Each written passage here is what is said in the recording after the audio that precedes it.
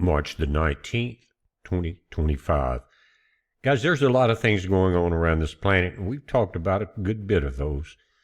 What I want to talk about now is globalism. We know what that is, and we know that it's a universal deep state initiative. In other words, collapse all nations one way or the other, and that way you can bring about the New World Order. Let's look at exactly what's going on a little closer. It says Europe is once again going totalitarian, and this time there's a decidedly familiar communist stink. The outcome was predictable for many of us in the alternative media, and the situation is only going to get worse in the next few years. But what does this mean for the rest of the world? With the European elites casting off their humanist mask and going outright Orwellian, what kind of chaos can we expect to unfold? Now, they said for decades here in the U.S., we've heard that it's unnecessary, the argument over Second Amendment rights. It says they're meaningless because they are unnecessary in maintaining our freedoms. What a lie. What hypocrisy. It says anti-gun right activists and politicians commonly use Europe as their sterling example. In quotations, this is what they say. If gun rights are so important for freedom, then what about the Europeans? They have strict gun laws and they're not losing their rights. Again, pure hypocrisy and lies. As Americans who understand what it means to fight a rebellion against tyranny and win, our response to this claim has always been the same. Just give it time. You'll need them. Well, they've taken them from Europe, and they are suffering very badly because of it.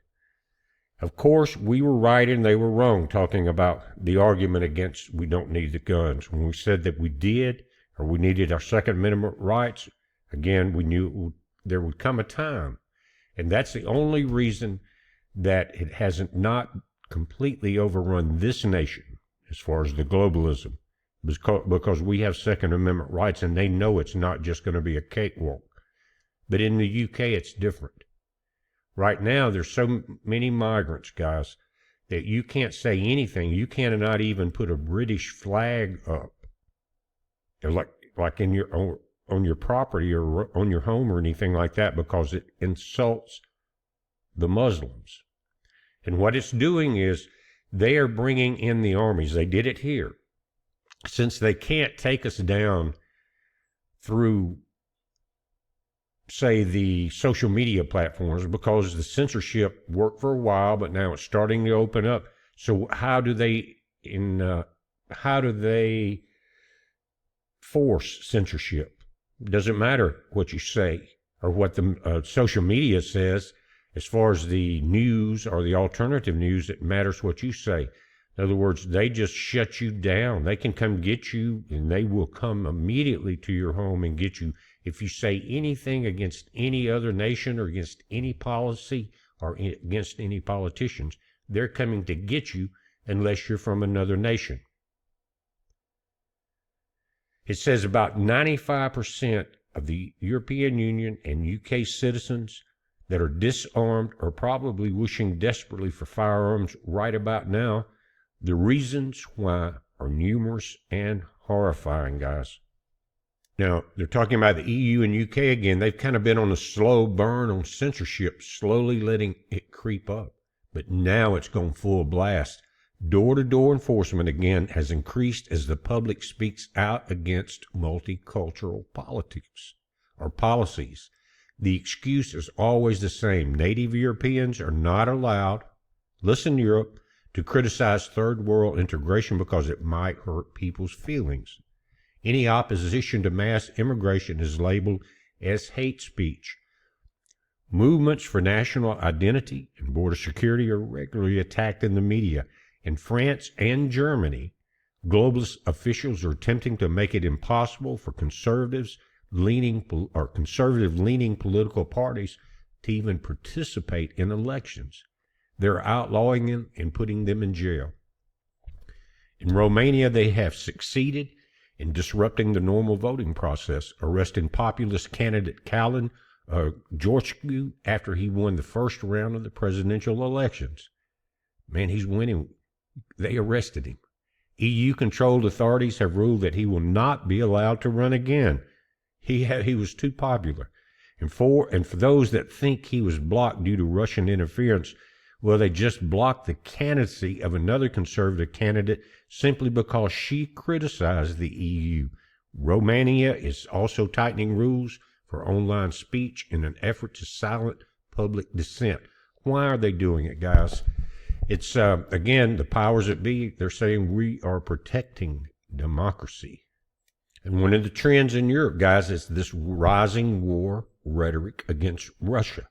They don't want Ukraine to stop. They're saying since the U.S. is not really getting involved anymore, they're going to have to push Germany, France, everybody into more weapons into Ukraine and more men. World War III. It says the Ukraine is losing the war badly, and globalists are hell-bent on cutting an artery and fomenting the war. They insist the Ukraine must get back all captured territory, which is going to be impossible. That way they get their war and be allowed eventual NATO membership, which is, who cares?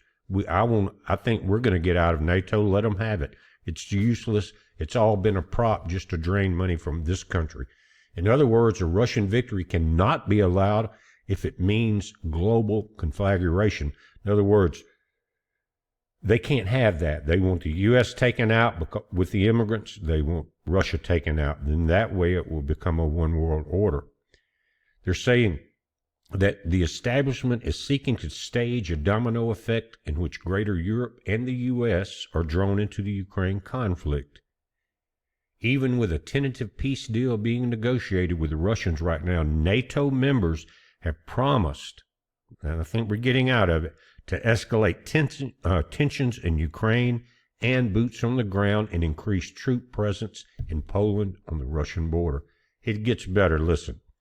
Because of this development, European officials are actively and openly entertaining ideas of forced conscription, drafting you into the military, and the propaganda is starting to spread. Listen, it's important to note that the war rhetoric is gaining momentum in tandem with mass immigration programs and censorship enforcement. This is not a coincidence. This is a directed and coordinated conspiracy, and it's worldwide. We just happened to slightly pause it or stop it for 4 years.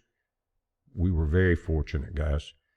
The establishment is going for broke in light of the growing public shift away from the progressive socialist ideology. It says it's clear that the elites are afraid of a large-scale reformation, a return to nationalism, conservatism, meritocracy, and moral fortitude. Western culture is valued again because of what we did here. People are acting to defend it. The movement will soon be impossible to stop, and the time of the globalists is running out, unless they get their way. Because of online discourse and the alternative media, dominating the information space is no longer possible. So the elites are turning to physical force and imprisonment to silence their opponents. Don't put a British flag up in Britain. For now, Britain is the worst perpetrator, with citizens receiving intimidation visits from police and suffering arrest for posting offensive words and memes. Now, I wonder how many of the police there are British. Some are even being arrested for flying the national flag in the sight of migrants. Movements in support of populism are demonized and painted as racist or xenophobic. You've heard it all. But these accusations, are meant to distract from the very real cultural replacement being perpetrated in Greater Europe. Think about that. Now, the globalists not only want Europe to be culturally replaced, they want it in the world. That's why the immigration was being pushed here. We were run by globalists with the auto pens here. Mexico, a lot of people all around the world, a lot of nations are being run by the globalists. But this mass immigration and the cultural replacement. What is behind it? What's the hidden reason, guys? It's a strategy the globalists have been trying in the U.S. for decades, and we're very familiar with the process. That said, they suggest that Europe's invasion, which launched around 2014, is an even greater threat due to the religious zealotry of the migrants involved. A lot of Muslims. Armies of third world invaders, largely from Islamic nations, have flooded into the EU and UK and threatened to completely displace the native-born population. Think about it. Muslims view the West as a cultural and spiritual enemy that needs to be brought under their control. Fundamentalists, around 70% of Muslims globally, believe that the entire world must one day submit to Islam and Sharia law. They revel in the invasion and see Europeans as cattle ripe for subjugation. So same thing here, guys. The globalist mindset is one in every nation. There's no intent to assimilate, no hope for coexistence. That's not the goal. The elites are well aware of this dynamic and they welcome it. But why? Western civilization has been scheduled for demolition, and the establishment is using elements of third world alien cultures. This is very important. Alien cultures to do the grunt work of tearing that civilization down. If you got guns and they can't do it any other way, third world cultures doing the tearing down of civilization. It was predicted back in 2024 that this was happening, but guys, we knew many years before that. I think when we first started this channel 10 or 12 years ago, we were talking about the breakup of Europe then. And it was a financial breakup, but they just started increasing the immigration to where now you can't even recognize some nations. This nation was about to get that way. New York, Denver. You know what I'm talking about. And people, they complain about us fighting the globalism. That tells you the mentality of a lot of people, doesn't it, guys? Not very intelligent at all. They're not looking down the road. They're looking at whatever Soros paycheck they're getting and whatever demonic propaganda they can spew and bring about. If Western populations are unified in opposing the globalist ideology, then the task of deconstruction becomes impossible for them. So they simply destroy the West from within by introducing millions of people that will never assimilate or unify. In other words, Aurora, Colorado, the argument was that migrants from the third world are not merely being used as unwitting tools for cultural saturation of the West. They're not being shipped in by the millions to simply live off the fruits of our labor and our ancestors' labor. They are being brought into the U.S., the UK, and Europe as enforcers for the establishment. Let me repeat that. They're being brought in as enforcers for the establishment to destroy the nations. You're talking about the British new president and other governments officials have been meeting with Muslim groups to reassure them that the government is on their side. The migrants are now emboldened to do as they please, while the Brits face the reality that if they fight back, the government will put them in prison. The migrants are now, in the most basic sense, a mercenary wing of the UK government. What do you think MS-13 and Trinidad was here for? A mercenary wing of the U.S. government, the prior government. They're saying that in the event of a war with Russia, native-born citizens, and we're talking about UK, will be rounded up for conscription while most migrants are left to run the streets of London, Paris, and Berlin. Ship you out, get rid of you, you're too conservative. Let's kill you in war, and then all we have left is this third world mercenaries that will do the bidding of the globalist, until they eat the globalist. You create that monster, it's hard to slow it down. We're slowing it down here. They're getting flown out. The judges are going nuts. And I think that there's going to be major lawsuits against some judges and a lot of impeachments and a lot of stepping down. They're getting tired of the interference. And when you're talking about these gangs, Santiago, they have been named as an international terrorist group. They have no rights here, and they can even be technically shot on sight. What do you do with terrorist groups? You get rid of them. But the judges want to keep them. Why? Because they are the third world mercenaries to destroy everything.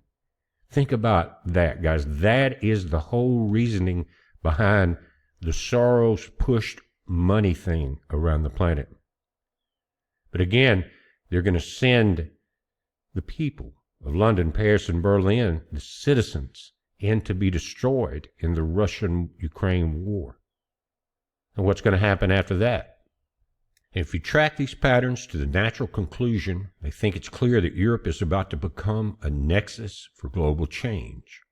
They will either destroy the West with instability and authority, or their tyranny will inspire a modern-day crusade to save free civilization. In either case, they're about to make a mess. Guys, we just had a crusade to save the U.S. civilization, and that ripple effect will spread. But again, Second Amendment has a lot to do with it, but you can only push people so far. But when they start drafting just the citizens and letting the invaders stay, you've got major problems. It was about to happen here, guys. They hate us. Says they're going to be a heightened focus on speech controls and arrest unless the populace presents a unified response. And that's why they want to lock everybody up, puts a flag or anything. Don't let them get in groups. Don't let them talk too much. Don't let them get on, Facebook or anything like that and talk. We cannot allow that. We will lose control. Says the counter movement will have to be prepared for violence because there's a good chance they will need to defend themselves. Third, governments will try to use economic leverage to silence dissent and punish people who refuse to comply. It's not a coincidence that the EU just announced that they will be introducing the CBDC programs at the retail level, that's a digital currency, by the end of this year. They're going to push for a cashless system because they will give them total control over people's economic access. Now, we're going to be seeing a lot of that also. But right now, if you've got a credit card or debit card, you're kind of already there too, right? But that's not full tokenization, and that may be a problem. Says unless Trump pulls off some kind of diplomatic miracle, the deployment of EU and UK troops to Ukraine is predetermined. Anything to spark a volatile escalation, possibly to lure the U.S. back into the fray under security obligations, again NATO. The globalists want World War III as a catalyst for a new world order. That's what I said. Fifth, Ukraine will fall to the Russians regardless. They don't care. They're going to wipe out the natural-born citizens. Because then you'll have a welfare state, and they will vote accordingly to keep that welfare going. But they're going to run it all in the ground. Saying it's already happening, but the media is trying to gloss over troop movements and geolocation data showing increasing territorial gains for Russia. They are also refusing to acknowledge the steep decline in Ukrainian conscripts under the age of 40. Without a Trump deal, Ukraine will implode. Europe does not have the troops or the training to fight Russia in a near-peer attrition-based conflict. Their involvement would only prolong the inevitable or trigger a nuclear exchange. Again, bringing a new world order in. Six, there's going to be severe diplomatic isolation between the U.S. and Europe. Again, who cares? It has already started with, as far as politically, I'm not talking about the citizens, but politically, I don't want to be involved with Europe. It's poison. Australia's worse. It has already started with NATO potentially breaking apart, and the response from our allies has been nothing but hostile. EU officials act as if they're entitled to American money and protection, But the question they need to address is why. The leadership of Europe is deeply socialist, and they are utterly opposed to any conservative appeal to national and cultural identity. They hate borders. They hate Western culture. They hate meritocracy. They hate individual liberty. They hate Christianity. And they hate Americans in general. I don't think, this again, the author, he says, I don't think we have much in common with them anymore, and it doesn't make sense to be allies with people who would happily tear down everything we believe in, or not only just be allies, don't send them any more of our taxpayer monies. The U.S. and the EU alliance is dead. After their latest authoritarian actions, it's time to cut ties or remove the globalists in power and change the dynamic. That's going to have to be done on a ground level. But any conservative politicians that attempt to rise now are being put in jail and told they'll never be able to run for office. We just read that. It says there's millions of Europeans across the Atlantic hoping and praying right now that Americans intervene and remove these tyrants from their bureaucratic throne. We've heard everything. Please let Doge come over here and whatever. And I don't blame you guys. While a breaking of ties is almost guaranteed, there's also a chance that war between the U.S. and Europe oligarchy is brewing. Possibly so, guys, but they are pretty weak right now. I mean, everybody's got a few nukes and stuff like that. But if they lose America, if they attack America, they lose, period. Trump is the only thing in this administration, is the only thing stopping World War III as we speak. And there's secondary information coming in, and this is from Australia. And this politician Chris Minns inadvertently said the quiet part out loud when he admitted that the existence in Australia of true free speech is incompatible. Did you hear what I said? Incompatible with a multicultural society. The Premier of New South Wales tacitly admitted that in order to uphold the myth that diversity is our greatest strength, the freedom to say it must be censored. You can't say that diversity is the greatest strength. I mean, you cannot go against that saying. He said, I recognize and fully said from the beginning, we don't have the same freedom of speech laws that they have in the U.S. And the reason for that is that we want to hold together this multicultural community and have people live in peace. Well, we know that he's lying from what we just read. It's to wipe out the conservatives of the nations and let them be overrun. Ferment World War III. But again, it's not just the UK. It's not just Europe. Australia, you've been extremely rough on your people, especially since the COVID situation. Maybe the time will come to where enough prayer to our Father in heaven will bring these tyrants down too. We're working hard on it here in the U.S., guys, and we pray for the people around this planet that are going through these tyrannies. And think about, just yesterday it was 7,000 Christians and Alawites massacred. Why? They don't want, they've been there 1,000 years. They want to change everything, guys. But we're watching it. There's a little bit of ranting going on, but it needed to be said. It's a heads up. Be safe.